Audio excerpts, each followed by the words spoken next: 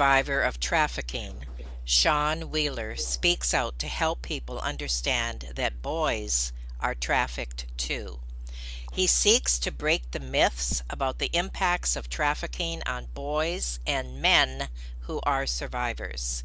Boys have fewer resources available to deal with the impacts resulting from all types of abuse. Sean asks this question: how is the rape of any child okay? Have you ever felt like giving up, quitting, throwing in the towel? Welcome to Never Ever Give Up Hope featuring Carol Graham. She's an author, health coach, and motivational speaker. Backed into a corner multiple times in her life, Carol shares with you stories on how she overcame some of the toughest obstacles a person can go through in life, but refused to give up hope. Rather than admit defeat, an opportunity was presented, and it involves each and every one of you.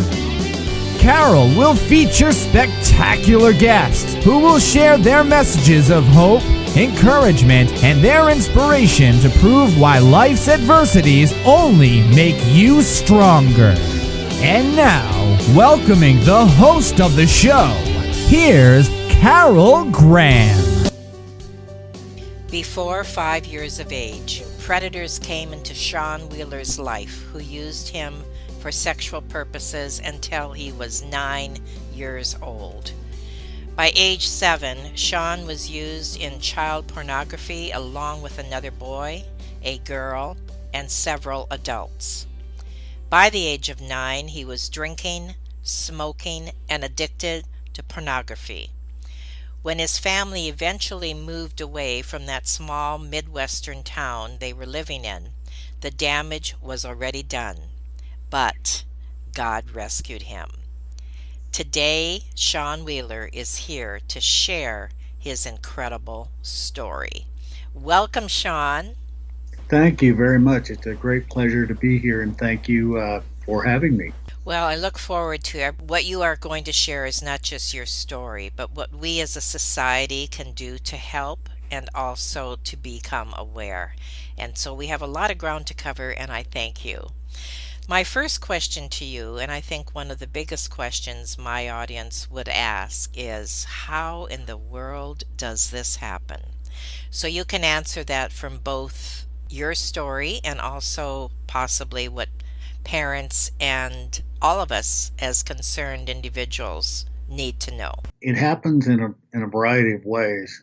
For me, it began very young. The grooming started when I was even before I entered preschool. Around the age of 5, between 5 and 6, there was a network where we lived that was aware of me, that the grooming had begun, and they had My word. and instructed a couple of their older teenage boy members to sort of ramp it up a notch. And so they eventually got me away. The one got me into a shed where he sexually assaulted me, and then he hit me or he threatened to kill my dog and, hurt the family. Nobody's going to want you. All that stuff. So you hear that. And so, he introduced me more graphically to sexual abuse in that moment, and it just took off from there. Later, he would introduce me to some other friends his age. Then eventually adults came into the picture, men and women. I would be taken to various locations and abused and then returned. And so it's not always a case where people are stolen away. And I've heard of it more with teenagers, middle school and high school types. They get picked up, they get used, they get returned home, and they just keep quiet about it. In my case, it was a small town that we grew up in, and back in that day, it was not uncommon for little kids to go outside and play. You go out after breakfast and you'd come home after lunch, or at lunch, you'd go out after lunch and come home at dinner. And, it was in those time frames that people would find me and take me off and do their thing and then bring me back. And there was always threats. There were other times when I definitely got hit and threatened, with even worse, being killed. About age 7, I was taken to a house in the country, and and that's where they call it. They don't call it child pornography anymore. I don't really care what name they use. The current term is CSAM, child sexual abuse material. But that's the house in which they produced took the pictures. I had my voice sort of taken away because I would protest early on when they started doing that. And then they finally beat me into silence. So I lost my voice. That day I lost my image because in that house there was, as you mentioned, another boy, a girl, and 3 adults, 2 men and 1 woman. The sound of that camera just bothered me. For years I hated having my picture taken because I honestly didn't think it belonged to me anymore. And then other things continued after that time till we finally moved away from that town. By that point, as you mentioned, I knew how to smoke. I knew how to drink. I'd certainly seen enough pornography, adult and child pornography, and it all of that seemed normal to me at the time. I should probably change my terminology because I don't know that I was addicted. I just think for me, in my situation, for a lot of kids like that's just your normal. And, obviously at 7, 8, 9, 10, you don't have the ability to know that is definitely not normal. As I grew into a teenager, as with a lot of kids who are abused, became just very promiscuous. And if people would hit on me, I just assumed that's what they got to do. My counselors have told me you weren't old enough to realize you had a choice, because I didn't think so. Early on, the people who abused me told me around 8 or 9 that, by the time you turn 19 or 20, you should probably just die because you won't be worth anything anymore. So I approached my 20th birthday with great apprehension, got through it. And at that point, I just sort of decided no one's ever going to do this to me again against my will. And I was for a long time just an angry young man, an adult, and didn't trust anybody very well, just because when you grow up that way, you just don't. You develop an image of yourself that people get to use you, and they're just going to hurt you. And so then when I became big enough to fight back, it's like, yeah, okay, but that was a situation. Now, how I got into that early on, predators have the ability to spot children who are vulnerable. I have an extremely outgoing personality. I've done personality tests. They say you're one who tends to be a peacemaker, and you're an extrovert and someone who likes to please. And so they used all those things against me. In our home, there was a lot of dysfunctionality, beaten on, and I got told early on that I was not supposed to be born. One of my grandparents was, you almost killed your mother when you were born. I heard that many times, which obviously isn't the child's choice. I became very vulnerable, and I tell people, I just wanted to feel loved. I realize now I was loved at home, but they twisted the meaning of that word, and convinced me that was love if I let them do those things. And then later on, as a teenager, I decided it was fake love, but I told myself, well, fake is better than nothing. And then as a young adult, I said, well, no, it isn't. So I'll just be me. That's where I was. So that's how it all took off. Okay, I do have a few questions. The first one is, you made a statement that I found very interesting about the vulnerable children. I always assumed that they would be the introverts, and you are saying no, that's the extroverts. Why? Well, I think the introverts are probably more vulnerable at home, and this is just a guess because I'm not a psychologist. I mean, the extroverts are vulnerable because even though I've been told not to get into cars, people would lie and say, well, we know your parents and you can come with us. Well, I believe that. And I liked meeting new people and talking to people and stuff. And so, that made me accessible. My brother is much more quiet and low key and introverted than I am. And he was never susceptible to that because somebody asked him to get in the car, as a preteen. He would have been like, no, and ran away. Interesting. Now, you did mention that your parents and your home life was dysfunctional, but this is not necessarily the only scenario. These people, these predators, can certainly prey on people or kids who come from a good, solid home as well, correct? Yes, I believe that's true. Okay. Now, the next question is one regarding fear. My guess is you lived in a state of fear. How long did it take, in other words, for you to come out from under that? Was it not until you were 20 years old and said enough already? Or did you not feel that fear because you were squelching it? That was a constant state really until I got counseling. Yeah, it was always there, but I learned to sort of just be aware of it. And I figured, I guess, it's like, okay, this is my own self telling me danger or something, even if there wasn't. There was always a fear of people finding out because I thought, if people knew what had been done to me, they would be so creeped out by that they wouldn't want me around. I'll tell you another thing too. I used to, when I was little, I got hurt one time because I was 9 and the person had been promised a 7-year-old.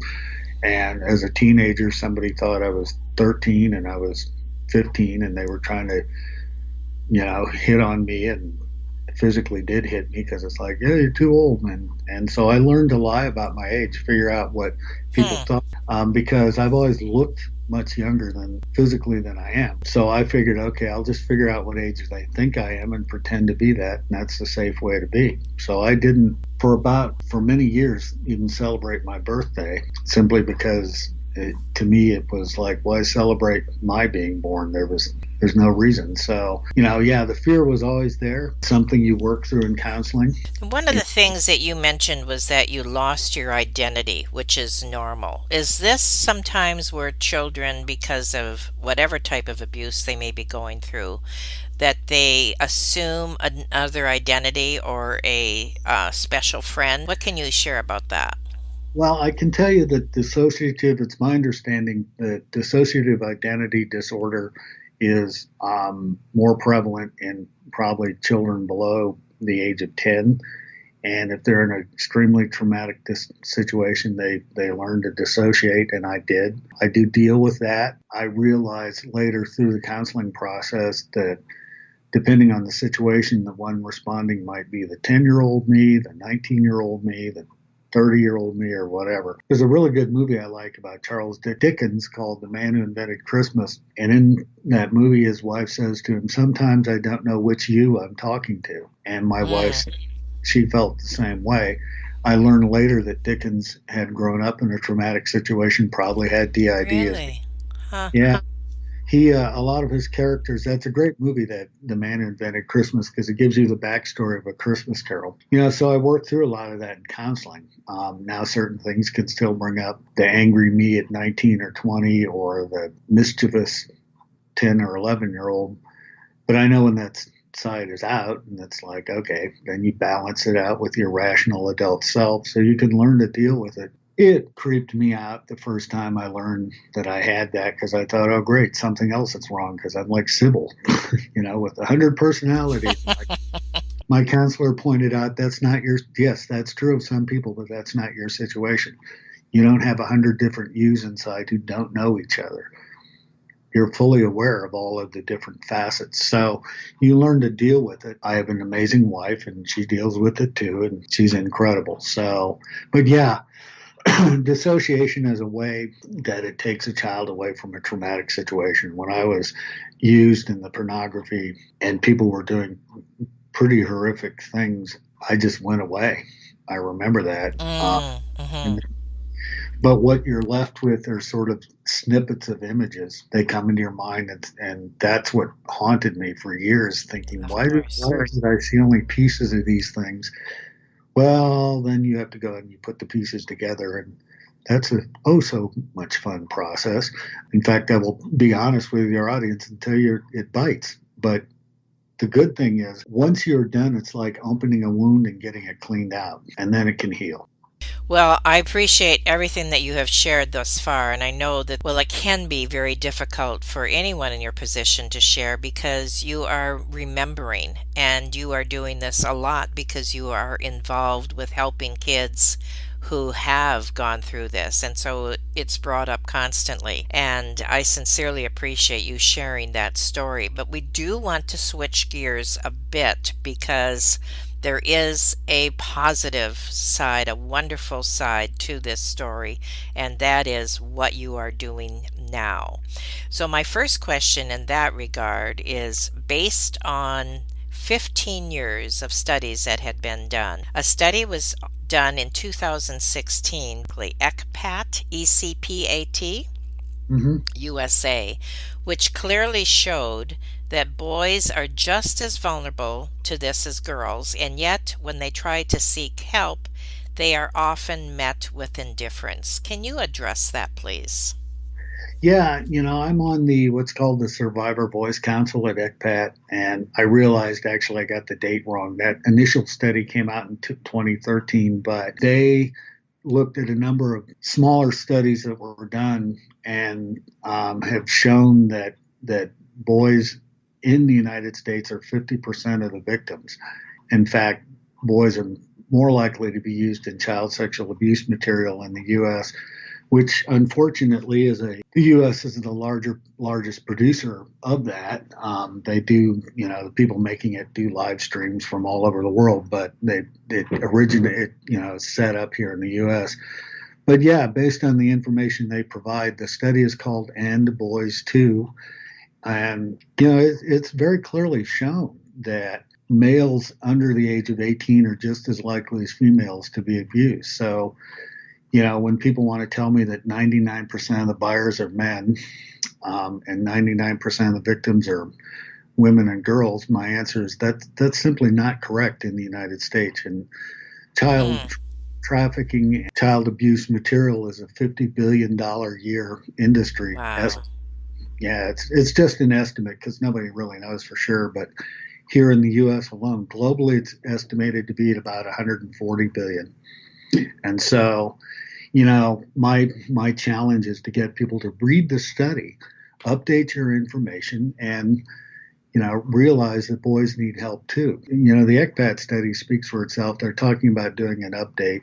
The director there, Lori, is a friend of mine. She said, "You've inspired me. We need to update our study." So I may get involved with that too. But Well, why is this important? Like, what should the audience know about this, and as far as why it's important? it's real simple if you want to look at numbers. I looked at the U.S. Census data from the last time it was taken, and it's my understanding there are 300,000 children in the United States under the age of 18.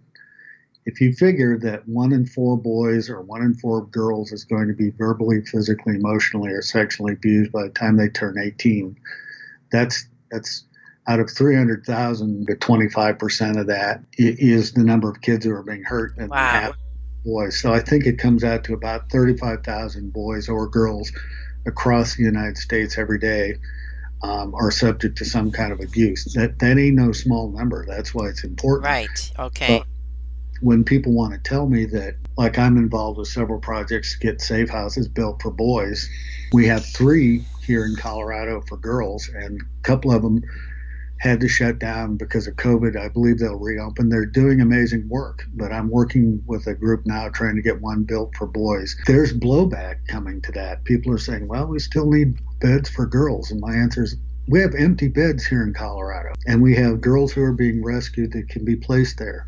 We have boys that are being rescued, and what happens to them is they get dumped into the juvenile justice system. Oh no. There's no place to put them. So don't tell me that we need more beds for girls Hmm. when you've got empty beds available and nothing for half the victims here. That's why it's important. People No have kidding. to say, and I understand the work that other organizations are doing, and I appreciate it, but I think it just, for me, is frustrating when people want to speak against my effort to promote Hmm. building safe houses for males because they think more needs to be done. Well, more needs to be done in all situations, but right now there's nothing for boys. Every state, I would bet, has safe houses for girls. I'm only aware of 2, I think, in Florida that exist for boys, and one being built in Texas, one here in Colorado, one is proposed in Arizona that I'm working with. So That's 5 total. Awareness is crucial, Yeah, I'm guessing. And I have a note here that you have spoken to over 3.5 million people worldwide. You've spoken, or they've read your book, your blog posts, your articles, etc. So the right. first thing is I applaud you because you obviously have found your purpose, and you have taken, your victimhood per se and turned it into one of victory. And you have taken and used, this incredible life that you had as a child and turned it around to help other people. And that's what life is all about. And I applaud you. I don't want to use the word impressed, but that's essentially what it is. So impressed by your efforts and what you are doing, will continue to do. And your heart, your empathy have to be in the right place Yeah. for for a lack of better term, because you have been there, you understand it, you are taking the message, you are doing something, not just by sharing your story, but also doing some hands-on work and changing what is going on. Is there anything that my audience that we can do to help in this regard? I think if you work in organizations that are involved in helping kids in trafficking, if they use online imagery, for example, truthfully, 99% of the sites of organizations that do this kind of work only show girls. And so I would encourage people to say, why are we not, and can we do something for boys? Um, Good. Okay. July 31st was World Anti-Human Trafficking Day, and I saw a number of sites, including organizations I work with, that one of them posted a thing that said, one girl sold is one too many. And I said, why don't you just change Mm, and say one child? And the answer I got from them was, well, that's not our founder's vision. And I said, wow. well, maybe it's time to update the vision, because No if you're going kidding. to claim that you care about children being trafficked, why can't you just say child, because that includes the girls and the boys as well? But when you say one girl, you're allowing people to continue to believe the myth out there that only girls are trafficked and boys never are. And so we've got to help that. Another thing people can do is push for, when there's legislation going through, to make it gender neutral. We'll say that I'm a faith-based group and I take a biblical perspective there too. But make it gender neutral.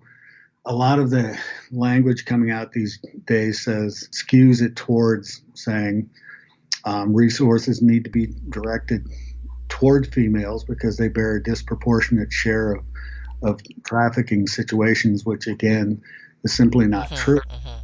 But it's like, so what that does is let people off the hook for doing anything to help boys. I mean, I don't care if it's 1 in 1,000. If you get a boy rescued out of trafficking, you need to help him. So I would say look at the legislation, make sure that it's broad enough to be inclusive for all children. I'm certainly available to come and speak too, and I will speak to organizations and share my story.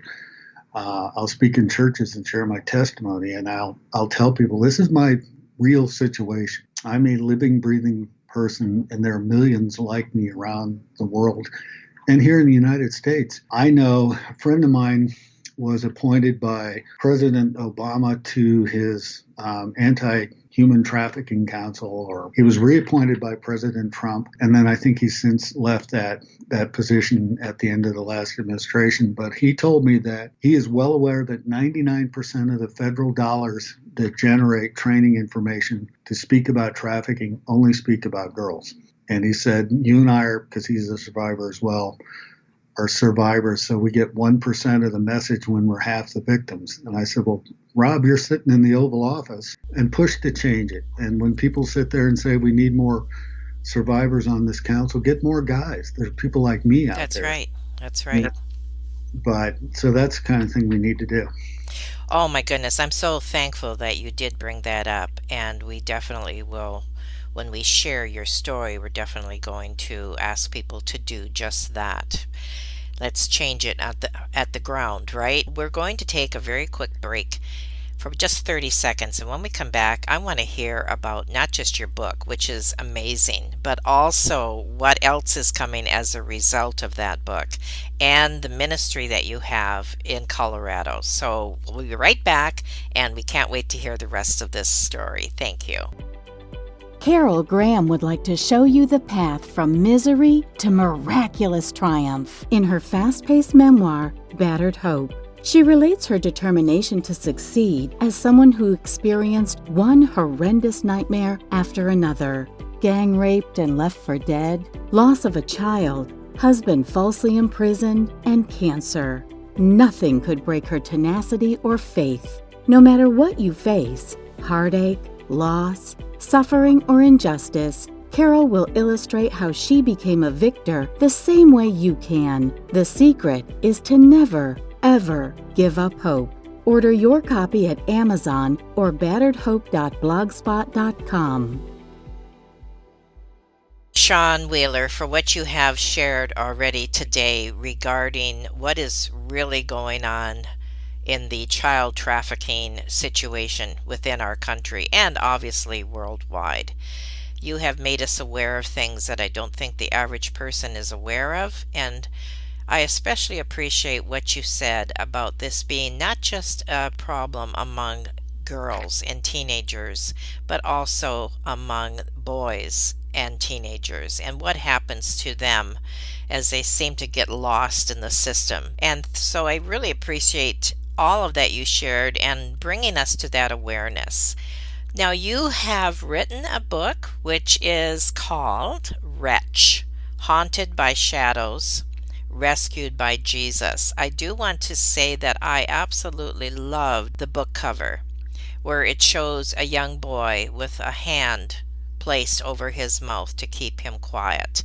So if you could share a little bit about your book and also what's coming as a result of that, that would be awesome. That actually started when I first met my first counselor. She talked about her work with abused children in the last church that I attended.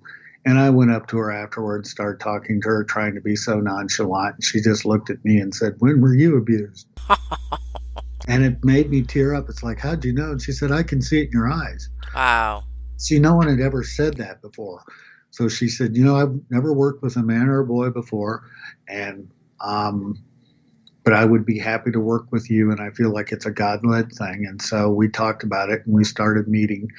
And the first thing she was, well, so how do we start? Where do we, how do you get this story going? And it's like, I don't talk very well without blubbering, and I've never shared this anyway. And she said, "Well, can you write?" And I said, "That I can do," because I do have a degree in journalism. So I started writing, and then I'd come to the session the next day and start reading the paragraphs I wrote without looking up. And she's doing her needlepoint while listening.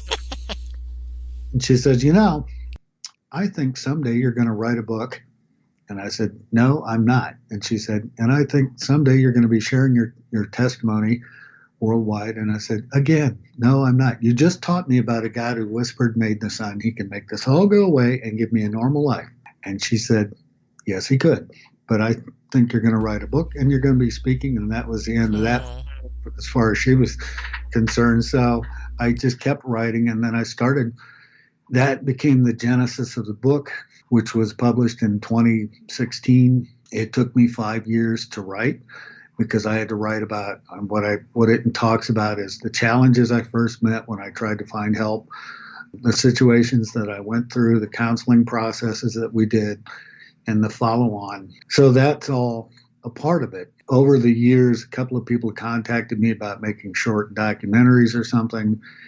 I was never really interested because I thought I've seen a lot of these dusty shelves that no one ever looks at. If my story is going to be told, I want it told in a bigger way. Well, eventually, some filmmakers, Christian filmmakers, actually got a hold of the idea.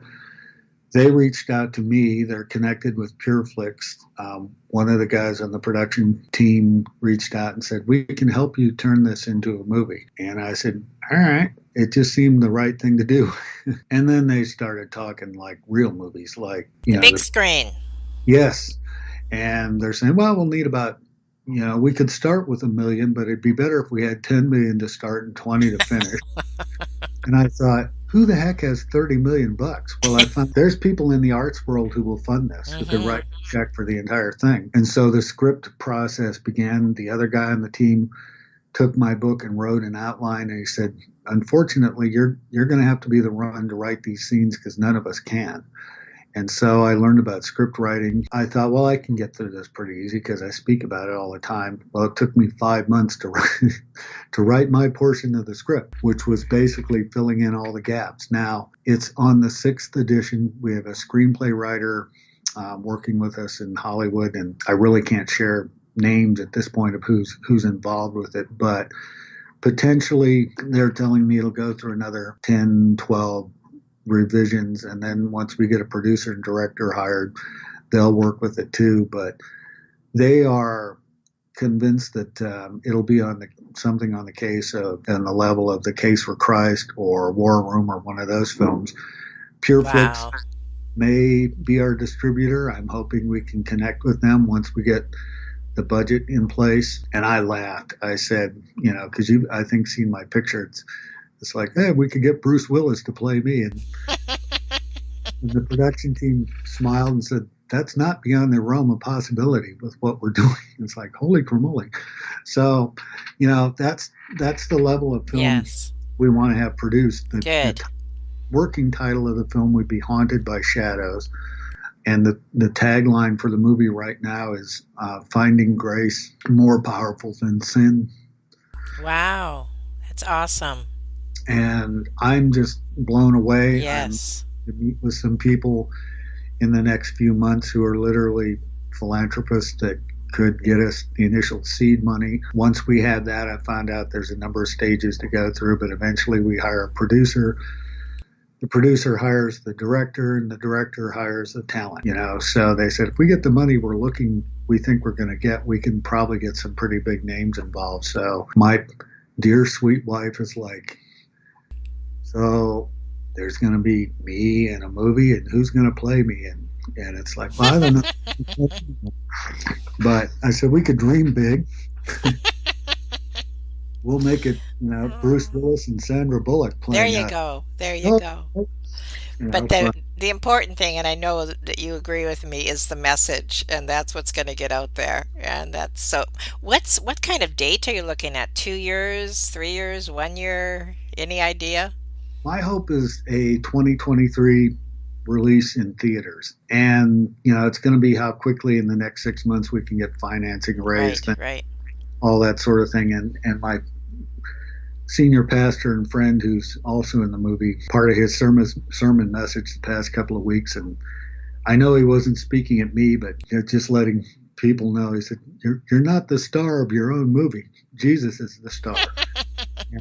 And I'm totally okay with it. Yes, it's my story, but like the first time I shared my testimony in 2014 at a small church in Louisiana, I got asked to speak. I promised God I would speak, and I went, I don't know how to tell this, Lord. I don't know how to tell people what people did to me and all that stuff. And the answer I got very clearly was, it's not about what people did to you or even your own stupid mistakes. It's about what I did for you, what I'm doing in you, and what I'm going to do through you.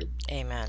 And so he really is the star of it. And yes, my name is in there. I debated whether or not I should use a fictitious name, and I decided not to, because I thought one of the things that'll come up on the screen when the movie starts is, this is a true story. Right.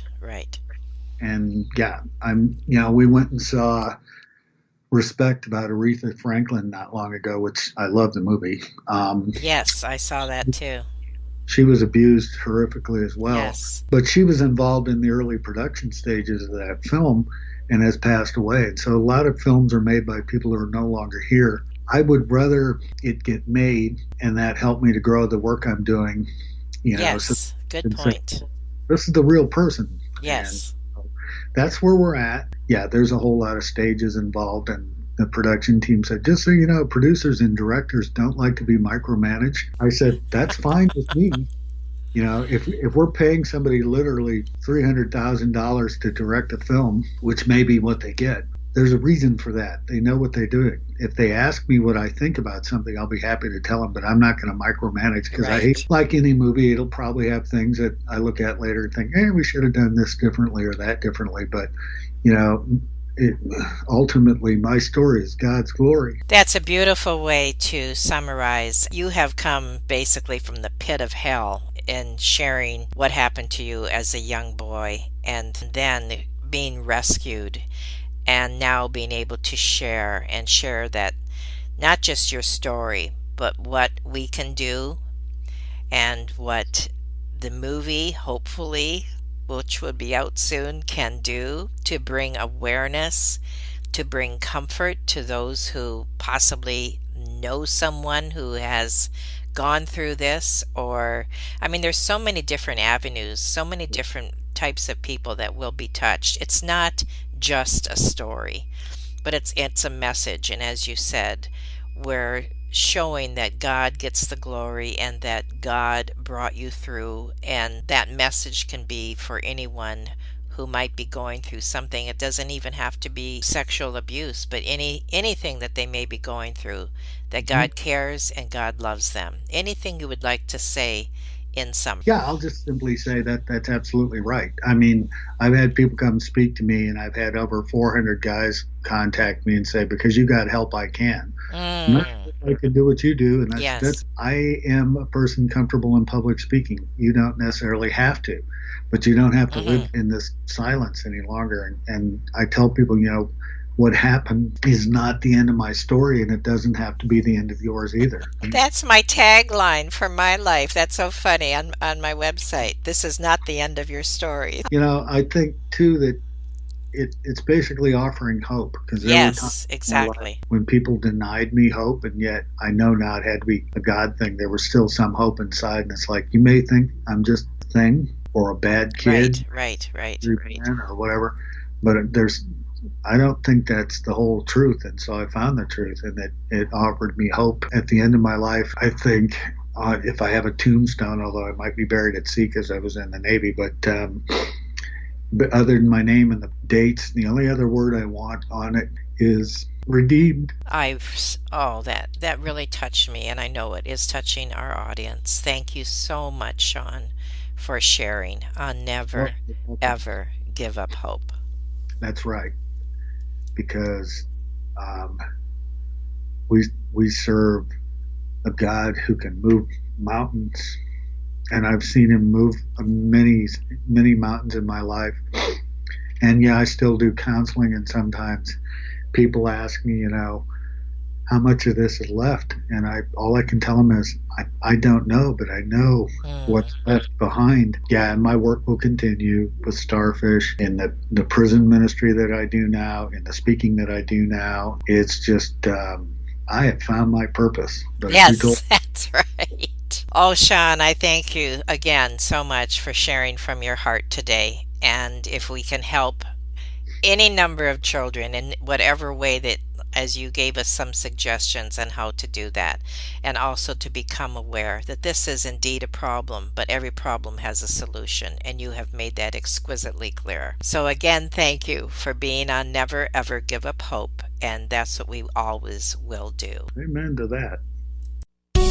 Thank you for listening to Never Ever Give Up Hope, featuring Carol Graham. Did you know that most people succeed because they are determined to? Quitting was never an option. Carol loves your comments and will respond to each one. So please subscribe and review this podcast. A rating of 5 stars would be outstanding and appreciated. Remember, if you are still here, there is always hope.